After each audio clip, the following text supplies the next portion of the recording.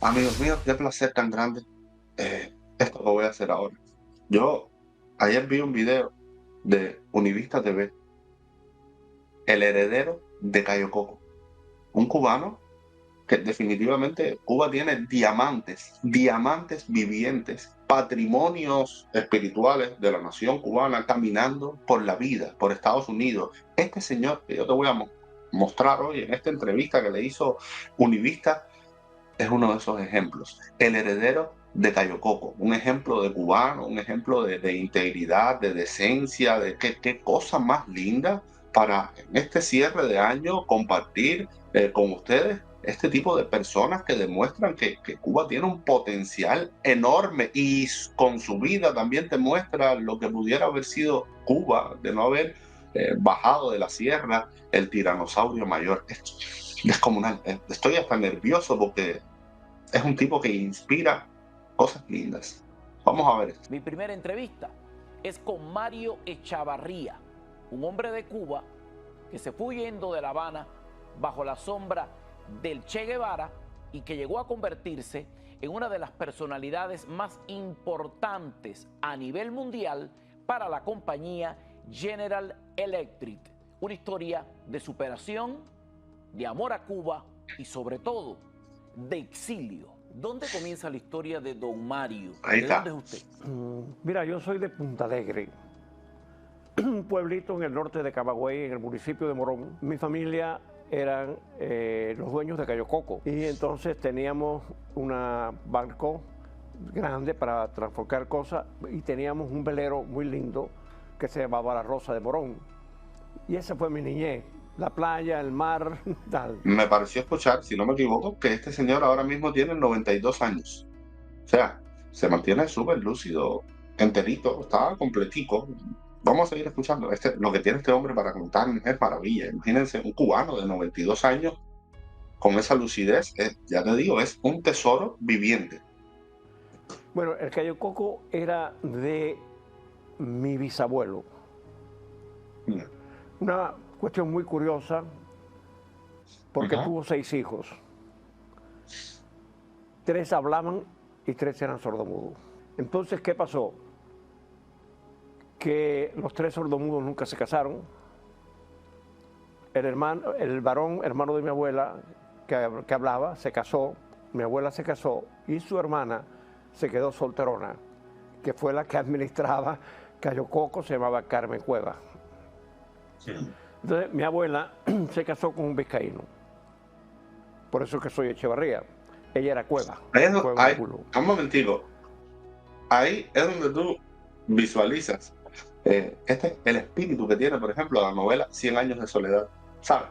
Que se cuenta toda una historia a través de la familia Buendía, y aquí te escuchas a estos ancianos de esa época, de esas generaciones, hablando de su familia, los hermanos, los que eran sordomudos, con quién se casó la abuela, la tía, la mamá, las interrelaciones familiares, y te das cuenta de ese espíritu que ahora se está hablando muchísimo de esta novela por la serie de Netflix. Y ¿cómo se llama? Ella se encargó siempre de sus nietos, adoraba a sus nietos. Ella tenía 3 empleadas en la casa, pero todo lo que era la comida de los nietos lo hacía ella. Es más, te voy a decir algo rompiendo. Cuando yo decidí venir a estudiar a Estados Unidos, que fue un capricho mío, ella no quería ni atrás ni adelante. Y me decía, quédate aquí. Yo te busco, tú tienes tu noviecita y yo te lo arreglo todo y después te casas, te doy casa, te doy comida y te doy todo. Dije, no, abuela, lo siento en el alma. ¿Qué cambio? Aquella época y ahora, ¿eh? Los muchachos querían irse a estudiar a Estados Unidos y la familia les decía, no te vayas, quédate aquí, coño, quédate aquí, que no te vayas para ningún lado, compadre, aquí tú puedes estudiar, aquí tú puedes hacer lo que te dé la gana. ¿Qué cambio? 2 Cubas, 2 épocas. Yo voy para Estados Unidos. ¿Viniste a estudiar qué cosa a los Estados Unidos? Bueno, ese es otro capítulo. Vine a estudiar ingeniería eléctrica en una universidad que no tenía nada que ver con que era más bien agrícola, que era LSU. Pero había ingeniería eléctrica. Estuve estudiando 3 años y aquello no me convencía. Al triunfo de la revolución, regresé a Cuba y le dije a mis padres, ya no quiero estudiar más. Increíble. No sirve.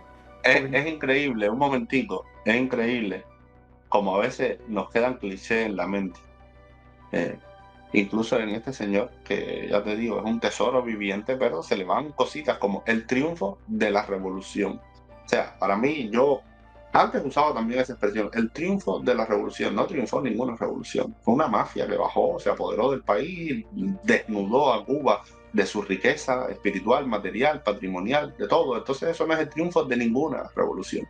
Aunque en realidad también yo he aprendido que ninguna revolución triunfa. Todas destruyen los países por donde pasan, ya sea Francia, Haití, etcétera, etcétera, etcétera. Yo no, o sea, yo no comprendía o entendía qué es lo que era esa ingeniería, dónde me llevaba. Entonces mi padre me dijo, no, tienes que seguir estudiando. Y yo tenía a mi hermano en La Habana estudiando abogado. Y le dije, bueno, voy a La Habana. Y fui para La Habana y me metí en la escuela de ciencias comerciales. Y ese fue el triunfo de mi vida. ¿Por qué? Va a Estados Unidos, estudia en Estados Unidos, no le interesa aquello en Estados Unidos, y después regresa a su tierra, va para La Habana, y en La Habana estudia lo que lo hizo grande a los ojos del mundo en los años que siguieron. Para que tú veas qué país teníamos nosotros. Esa decisión de regresar justo en un año tan difícil, tan complicado como 1959 a Cuba. ¿Cómo veías tú a Cuba desde los Estados Unidos como para regresar a ella en 1959? Bueno, te hablo honestamente. Yo pensaba que al triunfo de la revolución lo que vería era la democracia de Cuba. Yo no pensaba, vaya, yo no sabía quién era Fidel Castro, el hijo bastardo de Fidel Castro, yo no lo sabía, hasta después que me enteré. Es más, cuando yo fui a la Universidad de La Habana a estudiar ciencias comerciales, yo estaba estudiando ciencias comerciales normal. Lo que sí te aclaro una cosa, en ningún momento, ni en mi vida laboral de Cuba, no me dio la real gana de hacer guardia ni de cortar caña. Siempre dije, mi abuela me dijo, estudia que el que no estudia corta caña, y yo estudié para no cortar caña. ¿En qué momento tú te Igual, es que es la misma historia que te repiten miles de cubanos que nunca pensaron que Fidel Castro se iba a virar con esta historia del comunismo y iba a sacudir a Cuba. Todo el mundo pensaba que lo que venía era una democracia, respetar la Constitución del 40. Esto te lo dicen la mayoría de los exiliados. Cuenta de que Fidel Castro y la revolución no era lo que te pareció al principio? Bueno, donde tuve el primer encuentro con Fidel Castro, bueno, no con Fidel Castro, perdón, con su actuación, fue con el insulto a Pepe Figueres, el 1 de mayo del 59. Entonces yo dije, esto anda mal.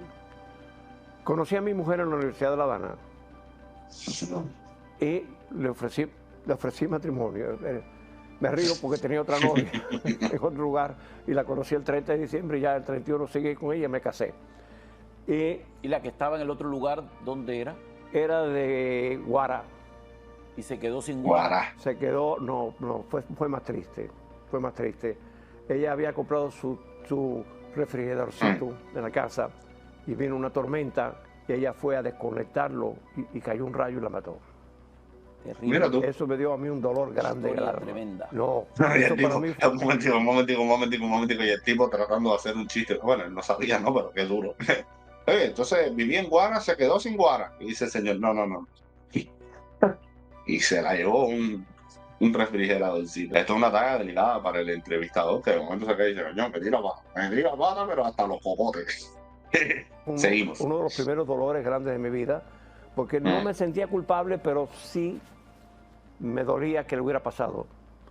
Entonces, ¿cómo se llama? Yo estaba en ese momento trabajando en la Reynolds, en Cuba. Yo empecé a trabajar en la Reynolds, en Cuba, cuando llegué a Cuba.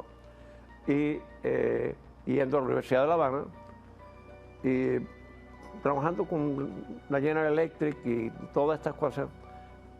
No incierto, estaba trabajando con la Reynolds, pues todavía estaba en San José de acá. Y entonces conocí a mi esposa y le dije, oye, esto ya no me gusta.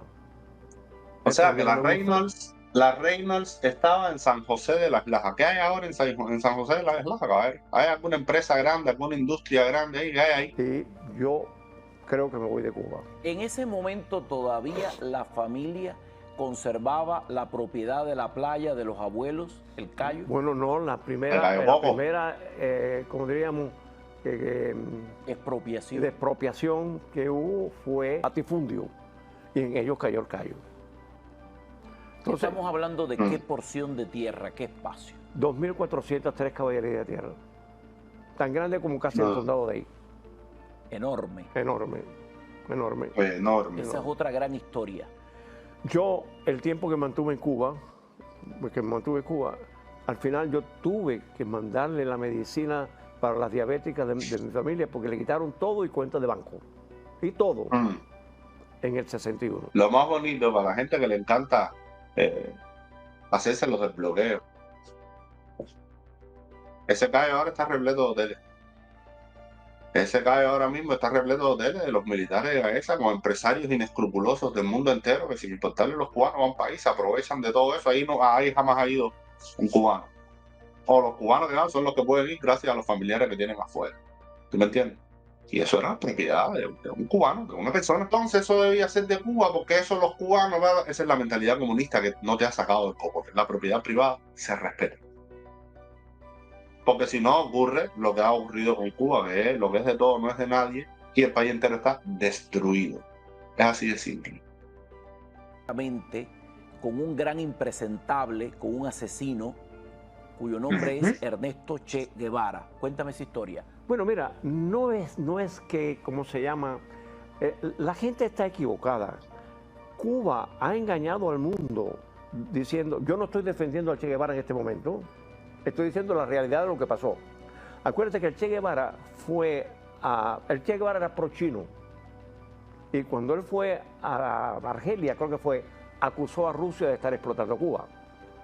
Y Rusia forzó a Cuba a sacar a Fidel Castro, a Che Guevara. Ahora, vamos a la historia de cuál fue. Estando yo ya en el Ministerio de Industria, yo tenía amigos en el Ministerio de Industria, porque cuando nacionalizan a Reynolds, a mí me pasan para la No Ferrosa. En la No Ferrosa, a mí me dan el puesto 50 en la oficina y el 51 en el archivero. Pero el que pusieron en el número 1, a las 4 meses se volvió loco. Y a mí me sacaron del 49 y me pusieron en el número 1. ¿Y tú no querías volverte loco? No, yo trabajaba. Entonces, el partido me llama a una reunión. Yo fui. Y entonces el partido me dice que yo era un ejemplo, que yo me quedaba a trabajar, todo el mundo se quedaba a trabajar conmigo, que por qué yo no me integraba. Entonces, cuando ellos terminaron, yo les dije, ustedes tienen un papel y un lápiz. Me dicen, ¿para qué? Digo, para firmar la renuncia. Porque yo no me vendo por nada. No estoy en las milicias, ni estoy en nada porque no quiero estar. Además, tú eres un hombre católico. Católico. ¿Tenías nada que ver con el Partido Comunista? Para nada. Entonces, no pasó nada, pero cuando... entonces yo cojo paperas y hacen una asamblea para juzgarme. Y quien para la asamblea es el Che Guevara, porque ya él estaba en pugna con el partido. Y la para porque como el que me había nombrado a mí para el puesto era él mandó a un agente de que quién eran ellos para juzgarme a mí, yo con papera enfermo, porque yo estaba puesto ahí por el Che Guevara, que era el ministro. Igual hay una cosa aquí, porque uno de los mayores problemas de la contemporaneidad es el no saber apreciar los matices y ver la vida en blanco y negro. Sobre todo en el tema cubano, que todo se va a los extremos ultra mega radicales y no se saben ver los tonos grises.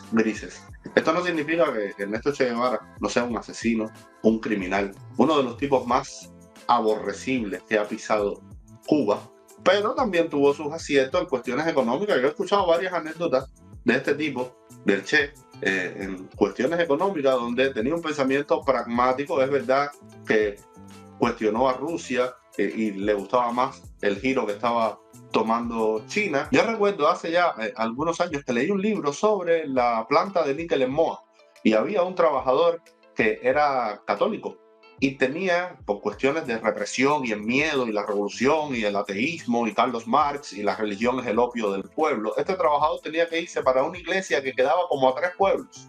Y los chivatones de la planta llamaron al Che: oye, mira, fulano de tal va a la iglesia, al pueblo no sé cuál, que está no sé cuántos kilómetros todos los domingos, no es un buen revolucionario. Y este hombre, el Che, viendo que el tipo era un buen trabajador, dijo: no, compadre, eso se resuelve fácil. En vez de que tenga que ir a una iglesia, 3 pueblos por ir para allá lejísimos, hace falta montar una iglesia aquí en este pueblo para que no vaya tan lejos. Aquí tienes un ejemplo de eso. Pero al mismo tiempo, ninguna de estas anécdotas quita que el tipo era un criminal, un asesino y un sujeto despreciable. Cuando el Che Guevara se fue de Cuba, yo arranqué inmediatamente a una de las fábricas que habían, eran en la Virgen del Camino, Coviella se llamaba la fábrica.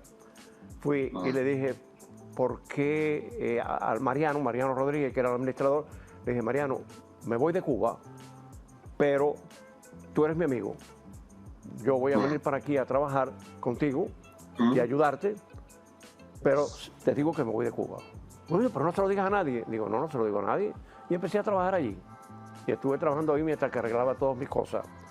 Mi mujer, en ese momento, era biólogo investigador de la Academia de Ciencias en Cuba. Ella era doctora en Ciencias Naturales. Entonces, ¿qué pasa? Que a ella le preguntan, aquella cosa, que si ella se iba de Cuba. Y ella dijo: yo no sé, todo eso depende de lo que diga mi marido. Entonces tú no tienes personalidad para decir si te quieres quedar o te quieres ir. Dije: he dicho que yo hago lo que diga mi marido. Y la votaron del trabajo. Y oye, fíjate tú, oye, esto, como era el clima represivo del momento. Pero tu marido se va, tú te vas también. Ah, no, que yo no sé. Pues votar del trabajo. Y así, bueno, yo recuerdo haber leído. Las anormalidades de esa época son descomunales. Yo recuerdo otra anécdota de esta etapa inicial de la revolución, que fueron a inaugurar una granja que se dedicaba a las ovejas y a las cabras. Por lo tanto, en los términos que se usaban en la parte burocrática de la granja, ovino, caprino. Y en la inauguración de la granja, el comunista que está dando el discurso dice: esta granja la hemos construido en honor al sagrado mártir ovino caprino. Y aquí tiene un ejemplo de la normalidad de aquellos años, como esto que está contando él, que es otra normalidad. Como yo leí un libro de eso de los años 70, de una recopilación de cuentos que en la primera página así decían: de esta antología se han eliminado los antisociales escritores apátridas que han renunciado a la revolución. Nuestra literatura no necesita de almas tan mundanas y corrompidas por la burguesía imperialista. Y empezaba ahí la antología con los escritores que se habían quedado y tú decías: pero qué país más idiota. Dios mío, definitivamente hoy Cuba está recogiendo toda esa normalidad que sembró. Entonces yo ahí sí fui allá donde estaba con Mariano. Le dije: Mariano, ya es la hora que me tengo que ir de Cuba. ¿Y cómo podías irte en ese momento? Bueno, tuve que cortar caña, hermano. Todo, tuve que, a mi mujer no la maltrataron, eso es verdad. ¿Cómo se llama? Cuando renuncié para irme, nadie me dijo absolutamente nada. Y el Moreno, que estaba en el sindicato, salió conmigo, y eso sí no se me olvidará nunca, porque me puso la mano en el hombro y me dijo: Mario, tú triunfarás. Eso fue el único insulto que recibí. Mario, tú triunfarás. Eso no se me olvidará nunca en la vida. Eso es como, ¿sabes? Lo que me da a mí esa anécdota. A mí nadie me jode. Había un montón de cubanos que no soportaban el comunismo, que no soportaban a Fidel Castro. Hubo más gente en el Escambray que gente en la sierra. En las calles era un hervidero de personas que no soportaban aquello, pero la represión era brutal. Bueno, ahí estaban los fusilamientos a la orden del día, la gente gritando ahí: paredón, paredón, paredón, y la cabaña, páguata, y horrores y todo, y desaparecidos, y los plantados, y las plantadas, y todo, bueno, todo lo que hicieron en Cuba durante esos años, campos de concentración, la UMAP, etcétera, etcétera, etcétera. Pero esta anécdota te revela la psicología de la gente. El tipo del sindicato, como le dice: tú vas a triunfar. porque había muchos cubanos que sabían que Cuba iba directo a la catástrofe, a la destrucción, pero no podían hacer absolutamente nada. Ya estaban siendo aplastados por el fervor de una masa acéfala. Que sí, Fidel para lo que sea, Fidel para lo que sea. Entonces es un país dividido en dos, con sangre y fuego de por medio. Cuando me quise ir, la forma más fácil de irme era para España, porque Estados Unidos, yo podía haber regresado a Estados Unidos, mi mujer no.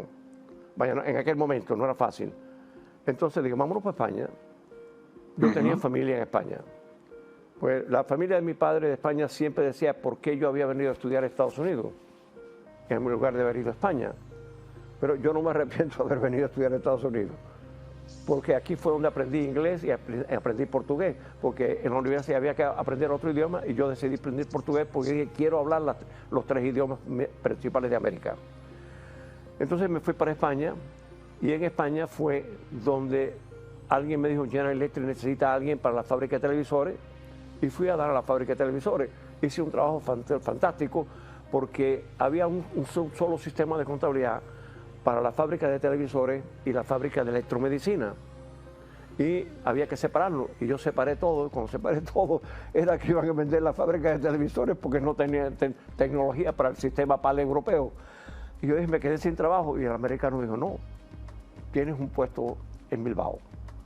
Y ahora empieza, ahora empieza la trayectoria de este cubano fuera de Cuba. Miren todos los logros de este cubano, su inteligencia. Imagínense todo esto en Cuba. ¿Por qué esta fábrica de antes dónde estaba exactamente? Yo estaba en la de televisores. ¿Qué era dónde? Era en Madrid para afuera. Madrid. Para afuera. Porque la fábrica de electromedicina estaba en otra avenida de Madrid, en el centro. Te voy a decir una cosa, mi despedida de Bilbao fue porque pasó algo en la familia, que me perdone mi hijo. Venía una manifestación de la ETA, los terroristas. Sí, no eran terroristas, era el pueblo vasco, porque Franco cometió un error. Tú no le puedes prohibir a un pueblo milenario su idioma, y no prohibían que los campesinos hablaran el euskera, y eso era criminal. No estoy hablando más de Franco porque yo adoro, porque Franco creo que salvó a España. Esto es una de las, cuando yo escuché esto, fue una de las declaraciones más polémicas, ¿no? Él dice que él cree que Franco salvó a España. Incluso le pregunté a amigos míos en España y que hay todo tipo de opiniones. De hecho, no tengo una opinión establecida, definida, pero sí escuché todo tipo de opiniones y hubo personas que me dijeron económicamente España, vaya, la España de aquel momento comparada con esta España de hoy, son dos Españas totalmente diferentes. Entonces nada, en otro momento me gustaría hacerle un video del tema Franco, pero con luces, sombras, claridad, ecuanimidad, pero me llamó la atención esta declaración que hizo el señor Echevarría. En total, por allá estuve viviendo y teniendo un apartamento y todo 40 años. 40 años. ¿Qué fue lo que pasó con la manifestación que te obligó? Mi hijo venía en la manifestación gritando Gora Euskadi Eskatuta, viva Euskadi libre. Y yo me dije mentalmente, perdona mi hijo si me estás mirando, me dije, el que te va a escatutar a ti soy yo. Y cogí y lo mandé para Irlanda. A estudiar. A estudiar, para que aprendiera inglés. Lo salvó de la ETA. Y vine a Estados Unidos y fui a la General Electric. Y le dije, bueno, yo hasta el momento he cumplido mi trabajo, ustedes me dicen que estoy satisfecho y tal, pero yo tengo un problema familiar. Yo tengo a mi hijo en Irlanda aprendiendo inglés y yo no quiero que se me meta en la ETA. La ETA, ojito. La ETA, que fue apoyada por Fidel Castro, que le dio refugio a varios etarras, entrenamiento, recursos. O sea, la mano de Fidel Castro está detrás de este grupo también. Y mira, este señor salvó a su hijo de meterse en esa organización. Seguimos. Bueno, la persona que estaba encargada en ese momento, que se llamaba Dale Fry, me dijo, Mario, regresa a España, que yo voy para allá en octubre y hablaremos. Y yo regresé a España y cuando él fue en octubre, fuimos a una comida. Fue muy curioso porque después que yo hice mi presentación, él dijo una frase muy linda, dijo que la forma de Mario era saber hacer y saber andar. porque decía que yo convencía. Entonces, cuando salimos de la cena, me dijo, you got a job in New York. Tienes un puesto en Nueva York. Cuando los americanos regresaban de la General Electric a España, a Estados Unidos, sin trabajo. A mí me dieron un trabajo en Nueva York. ¿Y ese puesto de qué? Mira tú, ese es el verdadero espíritu del cubano. O sea, lo que más a mí me emociona escuchando al señor Echevarría es que a través de sus palabras yo veo por qué Cuba era un país tan próspero, tan lleno de empresas, industrias, funcionaban los centrales, el azúcar estaba ahí, exportaban azúcar, fábricas de zapatos, fábricas de leche, de chocolate, de leche condensada, 800 tipos de cerveza, 400 tipos de ron, 11.000 fábricas repartidas por toda Cuba, las tiendas repletas, los turrones de Navidad, la gente limpia en las calles, los camiones, las guaguas, los carros, los aviones. Papi, por este tipo de personas.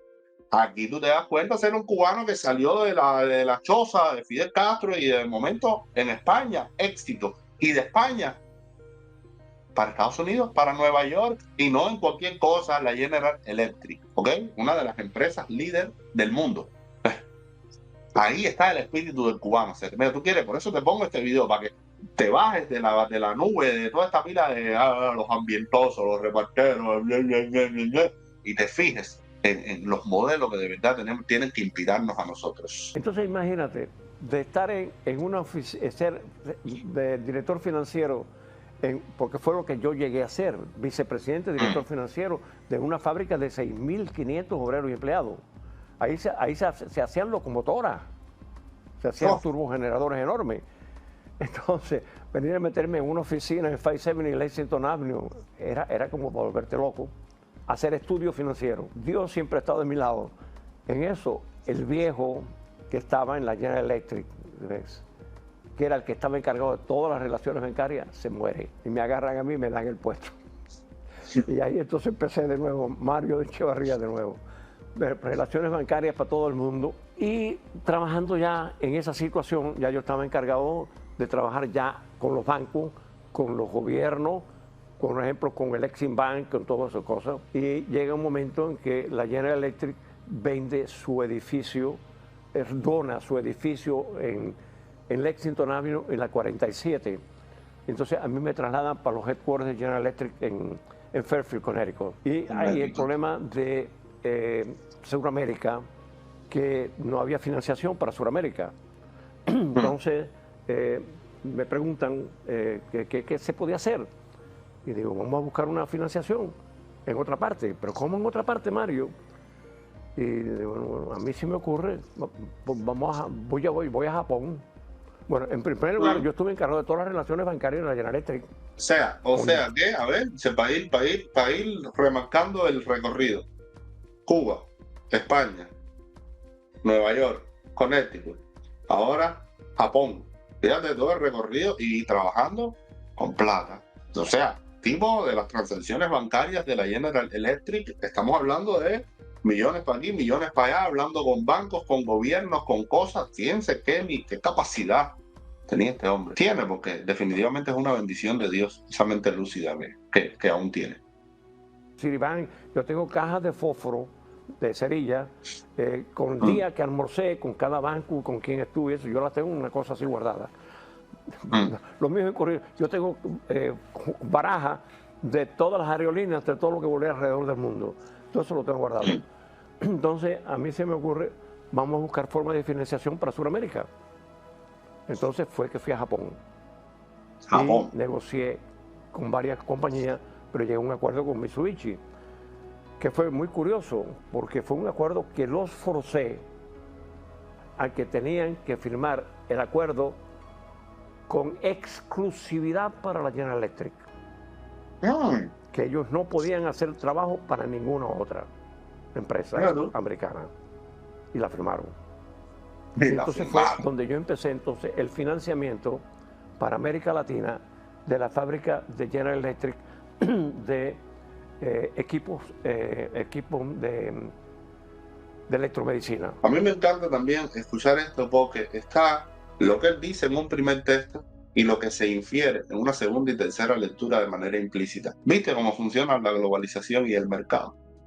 ¿Viste? No, para poder invertir en América Latina, espérate un momento, de Estados Unidos me voy a mover para Japón, me voy a sentar con la Mitsubishi, voy a tratar de luchar un contrato de exclusividad. La Mitsubishi pone la plata y de repente General Electric puede fabricar equipos de medicina para América Latina. ¿Viste cómo funciona el libre mercado, el comercio, la globalización? ¿Te das cuenta por qué Cuba encerrada? Vamos a ser autosustentables, vamos, siempre una calabaza en el jardín de tu casa, tenemos que producir más con menos a nivel local, a nivel municipal. Por eso están condenados a la miseria eterna. No hay otra forma de progresar que abrirse al mundo e interactuar con todo el planeta libremente. Es así. Llama todo lo que es los equipos de electromedicina.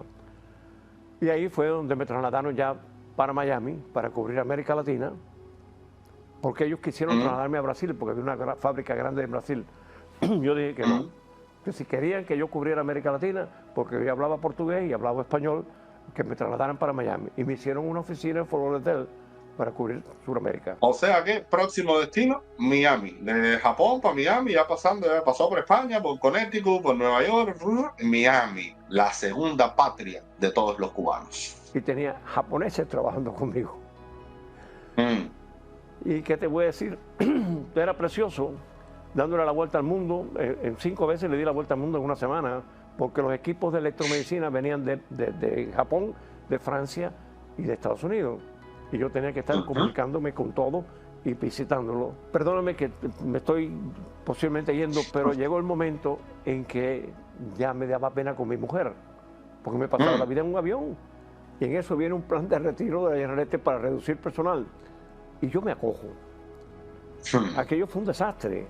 La General Electric se volvió loca, que como yo me iba a retirar en ese momento con todo lo que yo tenía conmigo. Y a mí me daba pena con mi mujer, de verdad, porque era demasiado lo que yo estaba en un avión. Vaya, se me pasó no haber traído el pasaporte, porque es que es curiosísimo, yo lo guardo como una joya, porque lo pedí cuando lo entregué, es con hojas así colgando, y entonces... ¿Viste? Aquí también, te diste cuenta, ¿no? Te hablan a ti el capitalismo brutal que te explota hasta el final de tus días, te sueltas seco. Mira este señor como aplicó, siendo un trabajador de frontera, un tipo que su trabajo le daba millones a su empresa, se acogió un plan de retiro. Sin problema, sin estrés, sin que nadie lo explotara, sin que la empresa le quitara el 90% de su salario, como hace el régimen con los médicos esclavos. ¿Viste la diferencia? ¿Seguimos? Dije que no, que me retiraba. Y me retiré. Cuando me retiré, dije, bueno, ahora voy a vivir feliz, tranquilo, tal.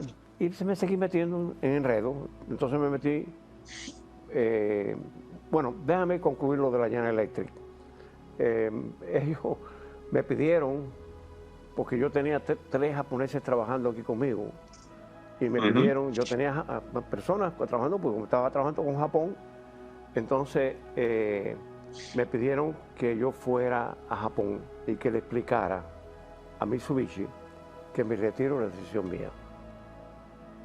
Fíjate tú, tuvo que ir a Japón a decirle a Mitsubishi, no, espérate, mi retiro fue una decisión mía, no hay un problema con la empresa. Fíjate tú el nivel de importancia que tenía este hombre. No, pero espérate, escucha esta anécdota ahora. Tuve el honor de cenar con el señor Kobayashi, presidente de Mitsubishi Corporation, y me dijo textualmente, un poco pesado, ¿no? Pero me dijo que hasta haberme conocido a mí, había siempre pensado que los únicos buenos trabajadores del mundo eran los japoneses, pero que después de haberme conocido a mí, él consideraba que los cubanos éramos tan buenos como los japoneses. Qué bueno. Mira tú, final, ¿qué te voy a decir hacer?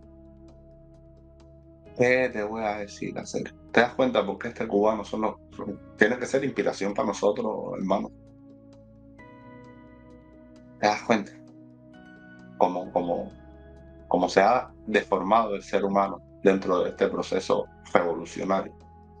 Ya aquí tú tienes el ejemplo de lo que era Cuba, del espíritu de Cuba, de lo que hacía triunfar a Cuba.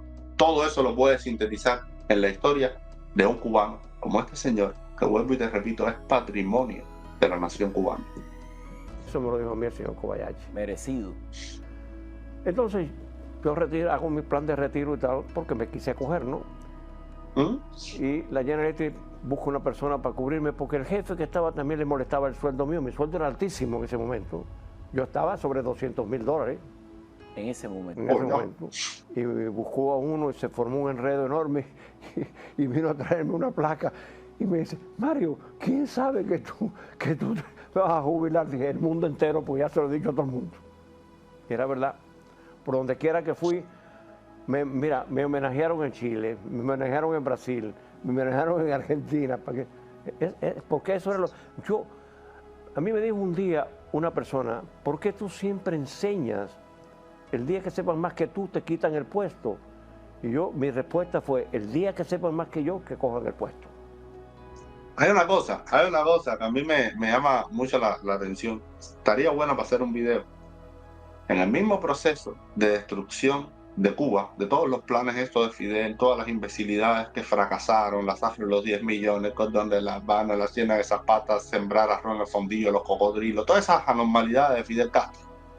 Sería bueno hacer un video de, a la par de eso, todos los cubanos que en el mundo estaban triunfando. Porque está el caso de este señor que yo no lo conocía, pero está el caso del cubano que echó adelante la Coca-Cola. Y está el caso de un montón de cubanos en diferentes áreas empresariales, económicas, etcétera, culturales, fuera de Cuba, sacando adelante empresas, negocios. Sería muy interesante. Pero aquí vemos un ejemplo de mientras Fidel destruía Cuba, mira cómo triunfaban los cubanos. Y bueno, la máxima expresión de eso es Miami, ¿no? Pero bueno, vamos a seguir. Pero había una confianza absoluta en mí, en la General Electric. Es más, mira, hay un capítulo que es el siguiente. Cuando Carter le hace cerrar a la General Electric la fábrica de turbogeneradores nucleares de San José, California, y vino Reagan quiso abrir la fábrica. Quien fue a discutir con el gobierno americano si se abría o no se abría fue Mario Echavarría. Representando la General Electric. ¿Qué te voy a decir? Mira, máximo respeto. Después del retiro, Mario, me dediqué al problema cubano, la Junta Patriótica, porque el sueño mío era, cosa que ya está cerrado, era coger las dos casitas esas que están en la calle 7 del Noroeste y haberlas tumbado y haber hecho un edificio de 3 plantas y ponerle con un escudo grande Casa Cuba. Pero ese fue un sueño que ya después me retiré. Es más, en un momento dado hasta me retiré de los municipios. Los municipios me gustaban, ¿sabes por qué? Porque nadie podía ser presidente más de un año y ninguna provincia podía ser presidente 2 años seguidos. Por eso me gustaba, porque había una democracia para todo lo que era la cultura cubana. Al parecer, no tengo conocimiento más profundo sobre esto, pero al parecer esto era un proyecto vinculado al tema Cuba, a la libertad de Cuba, a rescatar las tradiciones cubanas, la cultura, y esto parece que es la estructura que tenía el proyecto: municipios, provincias, presidencias rotativas cada cierto tiempo. Es lo que entiendo. El personaje que estaba allí se ha ido yendo. Mario está aquí, pero ya Mario está para 90 años. Tampoco Mario no es un niño. Entonces, al final me retiré de los municipios. Ahora he quedado con ellos, que ahora en diciembre voy a ir un día allí a sentarme con ellos y a conversar con ellos, porque es que el árbol de mi vida se ha ido quedando sin hoja. Cuando tú llegas, mi familia, nadie llegó a 80 nunca en la vida, en mi familia, y yo voy para 90. Yo tengo toda la historia de toda mi familia por edad, y nadie absolutamente llegó a 80. Mis hermanos, el más pequeño murió de 47, el abogado murió de 62, el que era el mayor murió de 57, creo que fue, y mi hermana murió de casi 80. El único que está vivo soy yo. ¿Cómo es quedarse solo, Mario? Mira, es duro, pero realmente la vida ha tenido suerte, porque vamos a hablar en plata. Cuando a mí la General Electric me traslada de Connecticut para acá, que yo no quise ir para allá, yo me enteré de Golden Beach y compré una casa en Golden Beach. Mi mujer y yo, con una casa de 5 cuartos y 5 dormitorios. 5 dormitorios y 5 baños. Enorme. La casa era bien, porque cuando yo estaba cubriendo Sudamérica, cada vez que traía invitados a Sudamérica, yo le hacía una comida, una presentación, yo tenía empleada y todo, ¿no? Y entonces, cuando ya mi mujer se enfermó, que ya la cosa cambiaba y tal, que yo me retiré, parte también por eso, porque quería atender más a mi mujer, ¿cómo se llama? Vendí la casa. Y una casa que me costó X, me dieron 7X por ella. Y ahora hubiesen sido 20X, 30. Estos son los cubanos que durante toda nuestra vida nos dijeron que eran unos traidores, que eran unos vendepatrias, que eran unos buitres mercenarios del imperio, que eran personas sin escrúpulos, con bajos sentimientos. Toda la vida la propaganda del noticiero, de los discursos de Fidel, de la radio, de la televisión, de la escuela primaria, del libro a leer, estos cubanos no son cubanos, no son seres humanos prácticamente. Y ahora cuando uno escucha la historia de vida de señores como este, tú te das cuenta cuánto daño nos han hecho. Porque aquí ocurre algo a nivel antropológico que es muy fuerte. Si un país no tiene ejemplos a seguir, no tiene Dios como la religión que fue prohibida en Cuba, no tiene empresarios, hombres de éxito, mujeres de éxito que tú puedas admirar por sus logros, por su constancia, por su sacrificio, por su dedicación, por sus resultados, y tú te quedas con que tus modelos son Fidel Castro, el chivatón de la cuadra, el lamefondillo que llegó a los actos del sindicato o a los actos del PSC, el policía que da golpes y te reprime. Si esos son los pilares de tu sociedad, tú te quedas sin un modelo a seguir que sea virtuoso, que sea decente, que sea real, que sea honesto. Y por eso es que Cuba entera se convierte en un país donde robar es resolver, donde hay tremenda doble moral, donde todo el mundo vive escondido del otro, donde dentro del CDR todo el mundo está intrigado con el otro, y destruyes toda la infraestructura social, material y espiritual de la sociedad, del barrio y del individuo. ¿Por qué? Porque no tienen ejemplos a seguir como este hombre, porque este hombre que realmente es un guerrero, un triunfador, un ídolo para cualquier persona decente, se convirtió en Cuba en el villano, en el rufián, en lo detestable, en el ejemplo de lo que era no ser cubano, cuando es todo lo contrario. Aquí tenemos a un cubano de pura cepa. Esto es para que tú analices todo esto y te des cuenta cuánto daño nos han hecho. ¿Qué pasó con ese pedazo de tierra maravilloso de los abuelos? Bueno, mira, eso realmente...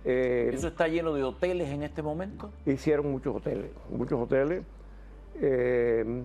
Hay líneas americanas que estaban haciendo vuelos, porque ellos hicieron un terraplén, que por cierto rompieron todo el mundo ecológico de entre las islas del norte de Cuba y Cuba, porque al hacer una carretera, no puente, carretera, rompieron el movimiento ecológico del agua.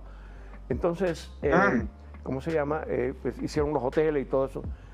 Y yo, como tengo todos los papeles, metí un pleito. Una demanda. Una demanda. ¿A quién? Bueno, se la puse a Booking primero. Esto es una demanda a las empresas capitalistas que están operando en territorio cubano que el régimen le robó a cubanos, que es propiedad de cubanos, y el régimen se robó esos pedazos de tierra y ahora está haciendo negocio con lo que no es suyo. Sin mi permiso, pues yo tengo que ir de acuerdo con las leyes de los Estados Unidos. La familia mía es la dueña de Cayo Coco. ¿Ganaste? Bueno, Booking no quiso pelear. ¿Ganaste entonces? Sí. Si no quisieron pelear, ganaste. Sí. ¿Pusiste otra más? Sí, tengo otra pendiente. Con Expedia. Esa va a ir a juicio ahora. Esto no es esto. No, ahora viene a mí y dice, ¿viste, Luis? Que el bloqueo sí existe. No, papi, esto no es bloqueo. Esto es decencia. Esto es decencia. Eso deberían hacer todos los cubanos. El dueño de la fábrica de zapatos, el dueño de la fábrica de jabón, el dueño de todas las cosas. Si tú te metes en mi propiedad y tú empiezas a negociar con mi propiedad después de que me la robaste a golpe de fusil, pólvora, fusilamiento, yo te llevo a juicio a ti, a la empresa que trabaje contigo. Eso es un descaro en toda regla. La propiedad privada se respeta. El día que tú entiendas que el primer paso de un régimen totalitario para destruirte a ti y a tu familia es arrancarte la propiedad privada, porque así te quedas sin patrimonio, así te quedas sin recursos materiales, así no tienes un periódico donde exponer tus ideas, no tienes un canal de televisión donde decir la verdad y cuestionar al tirano que te oprime, así no tienes dinero como muchos opositores en Cuba que no tienen un kilo ni para irte a una reunión en otra provincia entre opositores. Entonces el primer paso de ello es arrancarte la propiedad privada, que la propiedad privada al mismo tiempo es un reflejo del sacrificio de una familia, porque Fidel Castro ahí quitó negocios que los había empezado a construir el tatarabuelo, después el bisabuelo, después el abuelo, después el padre y después el hijo. Destruyó toda una tradición familiar y por eso también, por ahí también pasa la destrucción de Cuba. Entonces, no me vengas a hablar a mí de bloqueo. Esto es decencia, simplemente. Hasta que Dios quiera. Honestamente, para mi edad, yo lo único que no estoy haciendo ya es manejando. Pero por lo demás ando para arriba y para abajo mañana, tarde y noche. Y sigo de viaje y ya te dije, ya compré el viaje para España el año que viene. Si yo te diera la oportunidad a ti de escribir el significado de algunas palabras en un diccionario y la primera palabra que yo te diera para que tú definas su significado es la palabra Cuba, ¿qué dirías tú? Mira, Cuba para mí es el sueño de mi vida. No porque yo a estas alturas quiera, sí, me gustaría ir a Cuba 3 días, me gustaría ir a Morón, caminar la calle Martí, desde la colonia española hasta el Parque Agramonte. No voy a conocer a nadie, no voy a ver nada de nadie, pero sí me gustaría. Yo aún tengo algunos parientes en Cuba y yo les mando dinero porque no me da la gana que pasen hambre. Aunque soy contrario a ayudar, pero yo no quiero que mi familia pase hambre. Entonces yo me gustaría ir a Cuba, honestamente me gustaría ir a Cuba. Pero ya mi vida pertenece a Miami. Aquí descansan mi padre, mi madre, mis hermanos, mi mujer, la única hermana de mi padre y ¿qué quieres que te diga? Esto es Cuba también. Para mí lo es. Esto es Cuba. Bueno, yo digo... Ahí, por eso a mí me encabrona tanto.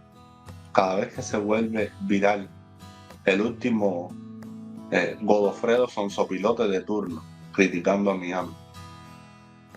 Que si Miami es el lugar de lo plástico y del artificio, papi, ese es el Miami que tú conoces porque es el Miami en el que tú te mueves. Es el Miami a donde llegas tú con tu percepción del mundo.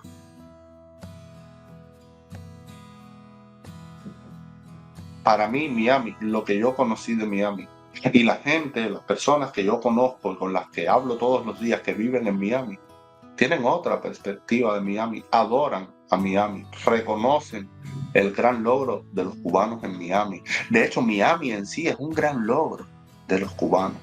Pero estas nuevas generaciones, pan con bistec, que no tienen ejemplos a seguir más que los chivatones del barrio y la doble moral, el silencio de los padres, el silencio de ellos mismos, se van con todo ese espíritu deformado y en vez de aprender de Miami tiene todas las potencialidades y posibilidades para que tú trabajes, te sacrifiques y salgas adelante como han salido adelante tantos cubanos.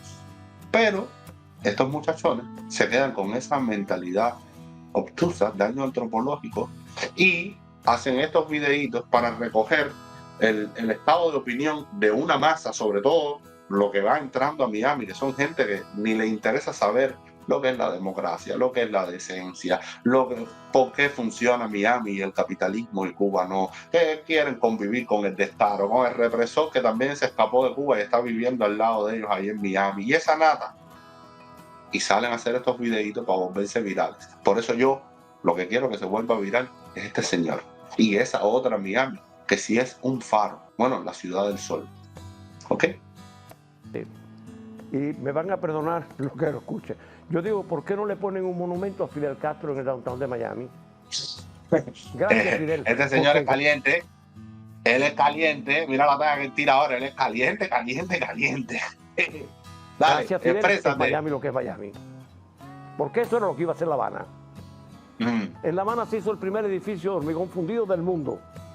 En La Habana se hizo el primer hotel con aire acondicionado central del mundo. En España, en Habana se hizo las primeras transmisiones en colores del mundo, ahora de los Estados Unidos. Eso era lo que era Cuba antes de llegar Fidel Castro. O sea, Fidel Castro destruyó Cuba y hizo Miami. Porque cuando yo vine a estudiar, nadie venía a estudiar a Miami porque no había ni universidad en aquel entonces. O sea, su lógica está buena. A ver, los extremistas, si no entienden el doble sentido, por favor. Pero su lógica está genial. O sea, yo hubiese querido que todo lo que tiene Miami se hubiese construido dentro de Cuba. En libertad, en democracia, los cubanos prosperando, pero bueno, ya que no pudimos hacerlo dentro de Cuba, por lo menos hay que agradecer que pudimos hacerlo en Miami. Yo no le agradecería a Fidel Castro, aunque entiendo la lógica del señor. Por supuesto, bajo este mataperro de la sierra, obligó a todo el mundo a salir de Cuba y bueno, debido a eso es que los cubanos reconstruyeron a Cuba en Miami. Él dice, gracias a Fidel, yo diría que es una consecuencia de la maldad diabólica de Fidel, pero creo que Miami al final es una cosa muy positiva y es parte de Cuba. Ya es parte de Cuba. O sea, Miami es Cuba, sencillamente así. Y lo que él dice está brutal. ¿Cuántos cubanos no tienen ya a sus padres, a sus abuelos enterrados en Miami? O sea, ya Miami es parte del corazón de Cuba y de los cubanos. Esa es la verdad. Cada vez que yo veo toda la playa de Miami con los edificios, yo digo, gracias, Fidel. Gracias, Mario. Dios te bendiga. Gracias por... Ay, Dios mío. El señor es un crack. Es un crack. Señores, yo quería ponerles esta entrevista, me pareció fascinante. Porque no hay una mejor manera de conocer a la verdadera Cuba que escuchar a personas como esta. Y esto ocurre en todos los países. La gran masa, en todos los países, no le importa nada. Vive por vivir, no siente pasión en su corazón, no tiene un camino con alma. Está ahí, quejándose del empresario, del jefe, del gobierno, no sé más, esto, lo otro. Pero todos los países avanzan gracias a una vanguardia de políticos, de empresarios, de científicos, de artistas, de gente con luces, que siempre son la minoría, pero son el alma de cualquier nación. ¿Ok? Y eso es lo que tenemos que entender los cubanos. No esperen porque la mayoría concentra toda tu fuerza en esa vanguardia, que esa vanguardia es la que construye historia, país, empresas, felicidad, prosperidad, economía, cultura, tradiciones. Es así de simple. Por eso quería ponerles a este señor en una época donde todo lo que se vuelve viral son reparteros, cuchillos, guaperías, gente criticando a Miami, chivatones, represores, gente que le pasa la manito por la cabeza, Alexander Abreu, etcétera, etcétera, etcétera. Yo quiero ir a la raíz, a cubanos de verdad, cubanos que valen la pena. El señor Echevarría. Muchísimas gracias por existir y nada, repito, es un patrimonio vivo de la nación cubana. Les mando un beso y hasta la próxima.